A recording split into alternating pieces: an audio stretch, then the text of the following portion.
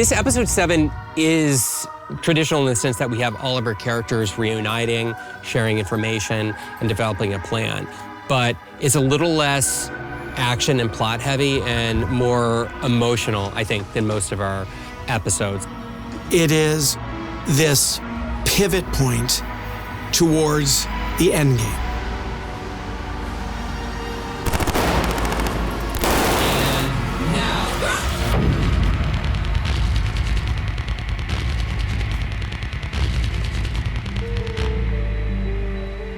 Dustin, stay with me.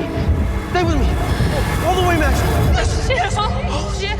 Yes. Finally, after having been in this coma/trance all season long, Max awakens. I can't feel much. Do you feel this? Do you feel my hand? Right before the scene, I remember Sean calling action, and then the energy switched and changed, and then I looked into Sadie's eyes. And action. Yeah, that's it. Yes. Stay with me, Max. Yes. When we finished the scene, everyone was quiet. The crew was quiet. Then like Maya and Amy started crying. Then Sadie started crying. And then I started crying. Everyone just felt the presence of, I guess, what we brought to the table. The whole time, I just needed you. Just you. With something like that, when a scene is so beautifully written and a moment is just as touching as that is, then it kind of makes my job easier to like really connect with Max. And when Caleb's giving such an incredible performance as well, I just like felt very lucky to be in that room. Every now and then as an actor, a spell is cast in the room. And that day, the spell was cast. And I went home feeling so inspired. And cut.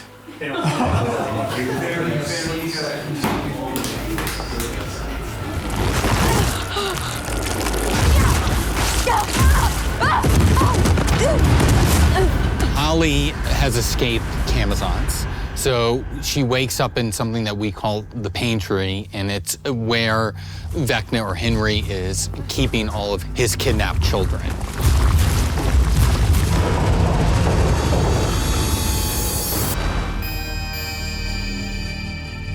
As far as the pain tree goes, we wanted to design something that had, these really sort of arachnid characteristics, and then also something that looked like Vecna. It's like an extension of him. The sculptural base of it all is a foam, and then that's when our scenic department comes in and just experimented endlessly with all of these different materials and layering them and like stretching them and pulling them. And I mean, there's so many different layers went into that. The level of detail and the talent that goes into all of it is just mind-boggling. Any set that's like that big, you want to be able to walk onto it and feel like you own the space. It was nice to kind of just feel like, okay, this is my home, this is where I'm residing.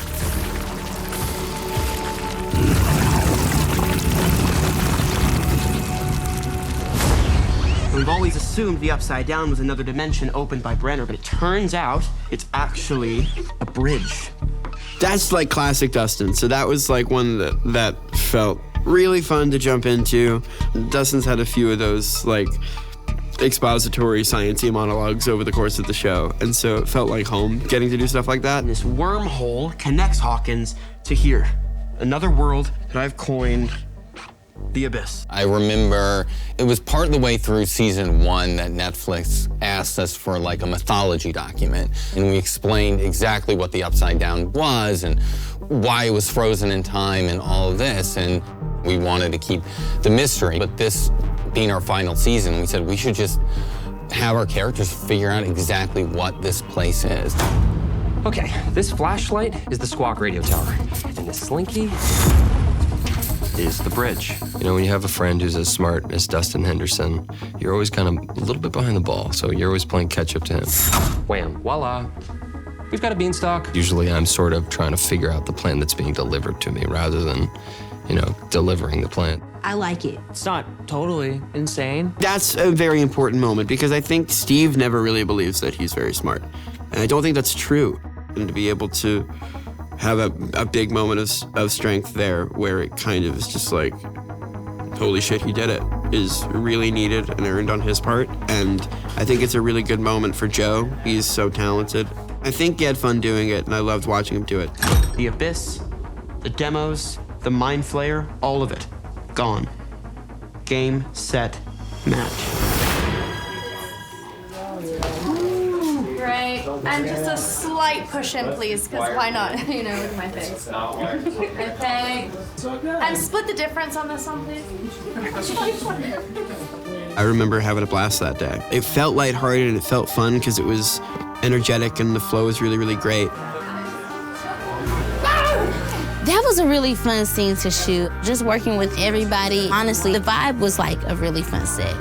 Seeing they all meld together and watching these personalities and suddenly really realizing what a good job Matt and Ross did with the casting of all those individuals, that was the funnest day I think I may ever have had on a set. Have you thought about it? What it all means? I'm really trying to convince her that this is more important than her friends, than Mike, than the life that she has. Because if she doesn't do it, they will all die. So we kill her. She replaced Papa. Another will replace her. Then we can. This situation just keeps getting reinvented. If it's not Papa, it's Kay. There's always going to be somebody chasing, trying to use them for their own nefarious reasons. Don't you see, Jane? It's a cycle.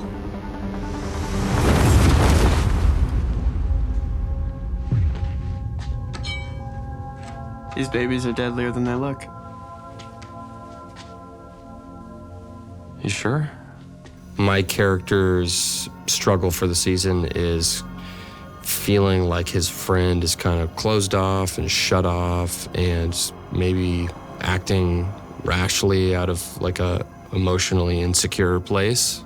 Him giving me the Eddie Spirit shield is kind of like calling a truce and waving the white flag and gives my character a moment of pause, which kind of brings upon an apology for maybe how things sort of have been dealt with. I miss my best friend. Yeah, I miss my best friend too.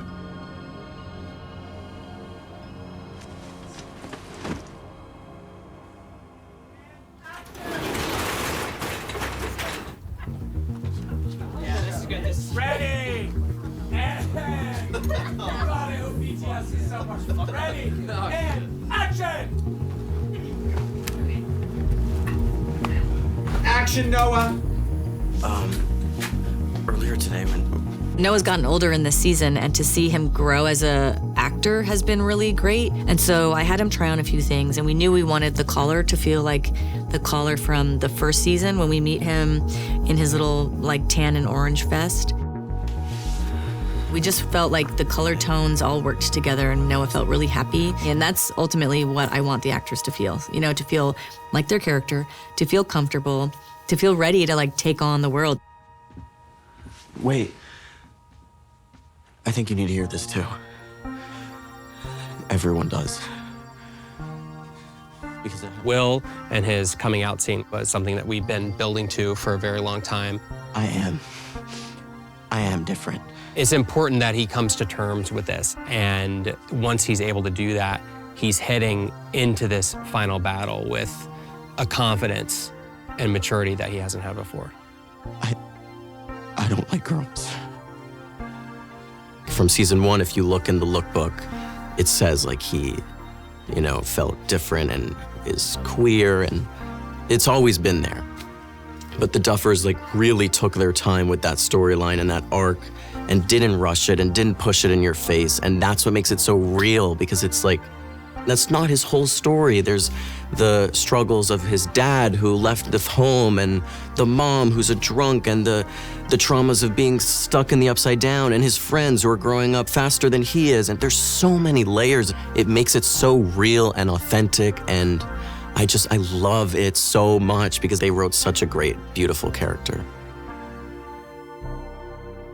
I read it every morning, every night for the month leading up to it, and then that allowed me on the day to completely forget about the script, completely forget about remembering my lines, and that just kind of poured out of me, and what I could focus on is just tapping into that feeling and that emotion, and the words will spill out on top of that feeling. It just felt so real. It felt so real. Will, Noah blew me away, this season. He had a lot to do, and it was beautiful work. It was incredible to witness. And it was done, and everyone was clapping, which I've never experienced before on this set. Like, the whole cast got up and clapped for me, and I felt pretty good about myself. And it was a really special moment that I'll never forget. And I'm so glad that I had the whole cast there to watch me and support me and experience it with me. Most of them found out about me personally in news headlines, and I always felt like I missed out on that chance to really sit them down and tell them. And now it did really help me. I do feel a lot more comfortable in that part of me with them because of that scene, so.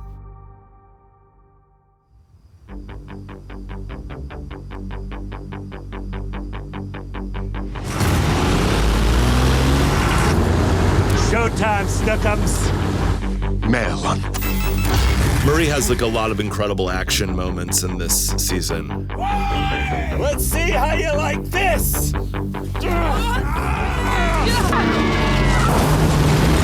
I hope it's an appetizer for a massive action hero career to come, where I keep surprising everybody.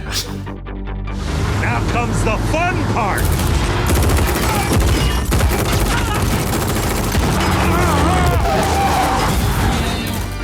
Stop that!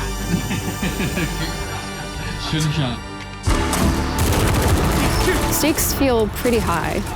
We're in action mode. The question was always, how are they gonna end this? Go! I never speculated even in my own brain, because the Duffers always, I think, surprise us no matter what you think it's gonna be. At the end of the episode, there's a sense of dread or uncertainty that pervades, specifically related to Eleven. There's a look and a moment between her and Kali where it seems as though Eleven has agreed to Kali's plan to stay in the Upside Down when it explodes. So even if they are to succeed, there's a big question mark there in terms of what's going to happen to Eleven.